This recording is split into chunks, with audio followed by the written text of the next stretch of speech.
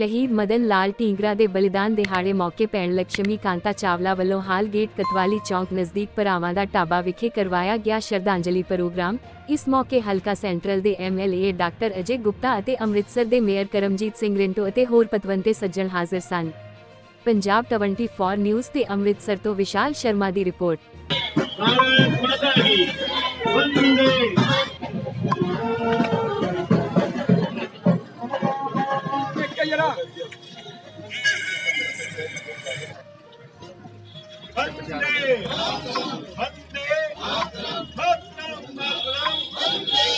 याद रखना होगा कि ये सामने जिस शहीद की प्रतिमा है, ये शहीद, ये जिसकी ईद है हिंदुस्तान का, मदन लाल ढींगरा इसका नाम है। गलियों में खेलता था और यहाँ से इंजीनियर बनता खाते थे, अंग्रेजों के पिट्ठू थे।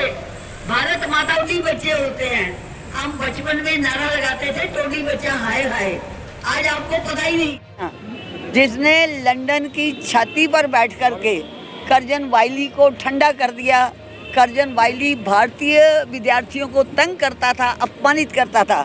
हमारे जहां अमृतसर में हम खड़े हैं, इससे 500 गज की दूरी पर कटरा शेर सिंह में जो मदन लाल ढींगरा पैदा हुआ और जिसका सारा परिवार टोडी बच्चा था, अंग्रेजों का भक्त था, वो यहाँ से निकला, लंदन गया, इंडिया हाउस भारत भवन में पहुँचा, इंजीनियर बनने गया था और वो भारत की आज़ादी का इंजीनियर बन गया।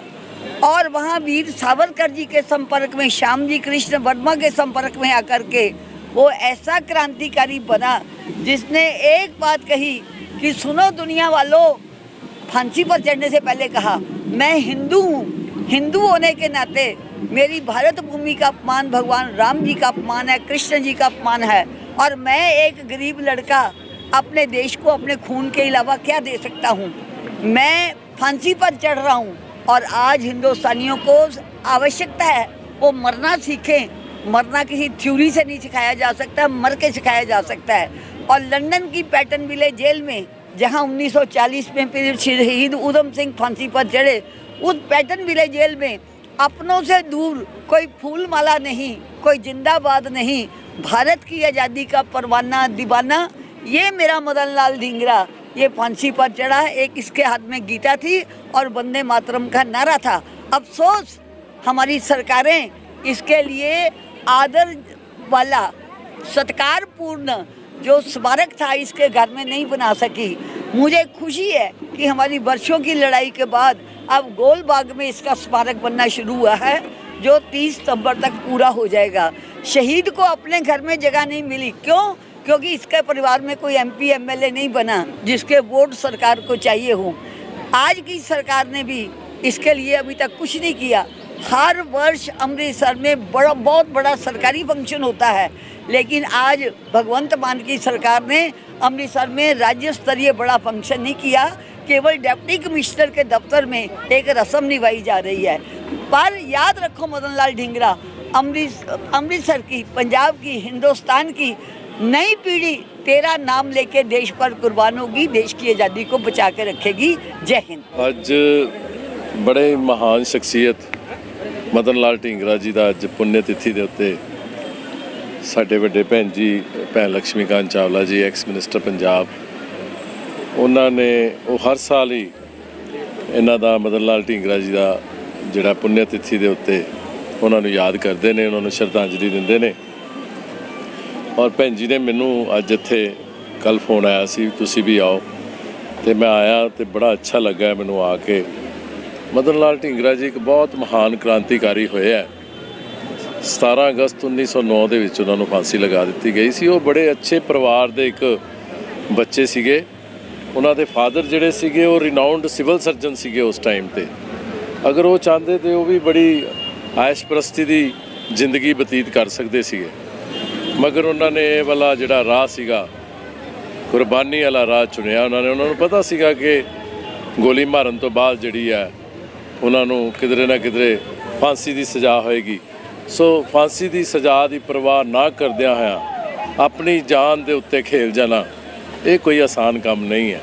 ਸੋ ਕੌਮਾਂ ਉਹੀ ਜਿੰਦਾ ਰਹਿੰਦੀਆਂ ਜਿਹੜੀਆਂ ਆਪਣੇ ਸ਼ਹੀਦਾਂ ਨੂੰ ਯਾਦ ਰੱਖਦੀਆਂ। ਔਰ ਮੈਂ ਭੈਣ ਲక్ష్ਮੀ ਕਾਂਤ ਚਾਵਲਾ ਜੀ ਜਿਹੜੇ ਮੇਰੇ ਵੱਡੇ ਭੈਣ ਹੈ, ਉਹਨਾਂ ਨੂੰ ਇਸ ਗੱਲ ਦਾ ਮੈਂ ਉਹਨਾਂ ਦੀ ਬਹੁਤ ਸ਼ਲਾਘਾ ਕਰਦਾ ਕਿ ਉਹਨਾਂ ਨੂੰ ਹਰ ਵਾਰੀ ਹਰ ਸਾਲ ਉਹ ਯਾਦ ਕਰਦੇ ਨੇ। ਸੋ ਮੈਂ ਇੱਕ ਵਾਰੀ ਫੇਰ ਆਪਣੇ ਸ਼ਰਧਾ ਦੇ ਸੁਮਨ ਜਿਹੜੇ ਆ ਉਹ ਭੇਂਟ ਕਰਦਾ। ਔਰ ਅੱਜ ਅਸੀਂ ਸਾਰੇ ਇੱਥੇ ਇਹ ਪ੍ਰਣ ਕਰਦੇ ਹਾਂ ਕਿ ਉਹਨਾਂ ਨੇ ਜੋ ਸੁਪਨਾ ਉਦੋਂ ਸਾਡੇ ਮਹਾਨ ਸ਼ਹੀਦਾਂ ਨੇ ਸੰਜੋਇਆ ਸੀ, ਉਹਨੂੰ ਪੂਰਾ ਕਰਨ ਦੇ ਵਿੱਚ, ਰੰਗਲਾ ਪੰਜਾਬ ਬਣਾਉਣ ਦੇ ਵਿੱਚ, ਇਸ ਹਿੰਦੁਸਤਾਨ ਨੂੰ ਅੱਛਾ ਬਣਾਉਣ ਦੇ ਵਿੱਚ, ਵਧੀਆ ਬਣਾਉਣ ਦੇ ਵਿੱਚ, ਫਿਰ ਤੋਂ ਸੋਨੇ ਦੀ ਚਿੜੀਆ ਬਣਾਉਣ ਦੇ ਵਿੱਚ ਅਸੀਂ ਕੋਈ ਕਸਰ ਨਹੀਂ ਛੱਡਾਂਗੇ। ਸੋ ਇਹਨਾਂ ਸ਼ਬਦਾਂ ਦੇ ਨਾਲ ਇੱਕ ਵਾਰੀ ਫਿਰ ਮੈਂ ਆਪਣੀ ਵੱਡੀ ਭੈਣ ਦਾ ਔਰ ਇੱਥੇ ਆਏ ਤਮਾਮ ਜਨਤਾ ਦਾ ਮੈਂ ਬਹੁਤ ਧੰਨਵਾਦੀ ਹਾਂ। ਔਰ ਆਪਣੇ ਸ਼ਰਧਾ ਦੇ ਸੁਮਨ ਜਿਹੜੇ ਆ ਸ਼ਹੀਦ ਮਦਨ ਲਾਲ ਢੀਂਗਰਾ ਜੀ ਦੇ ਚਰਨਾਂ ਦੇ ਵਿੱਚ ਅਰਪਿਤ ਕਰਦਾ। Thank you very much. ਅੱਜ ਅਸੀਂ ਆਪਣੇ ਉਹਨਾਂ ਮਹਾਨ ਸ਼ਹੀਦਾਂ ਨੂੰ ਯਾਦ ਕਰ ਰਹੇ ਹਾਂ ਜਿਨ੍ਹਾਂ 'ਚ ਸਾਡੇ ਬਹੁਤ ਹੀ ਪੂਜਨੀਏ ਮਦਨ ਲਾਲ ਢੀਂਗਰਾ ਜੀ, ਜਿਨ੍ਹਾਂ ਨੇ ਦੇਸ਼ ਦੀ ਆਜ਼ਾਦੀ ਵਾਸਤੇ ਸ਼ਹਾਦਤ ਦਿੱਤੀ। ਔਰ ਉਹਨਾਂ ਵੇਲਿਆਂ ਦੇ ਵਿੱਚ ਜਿਹੜਾ ਸਾਡਾ ਸੀਗਾ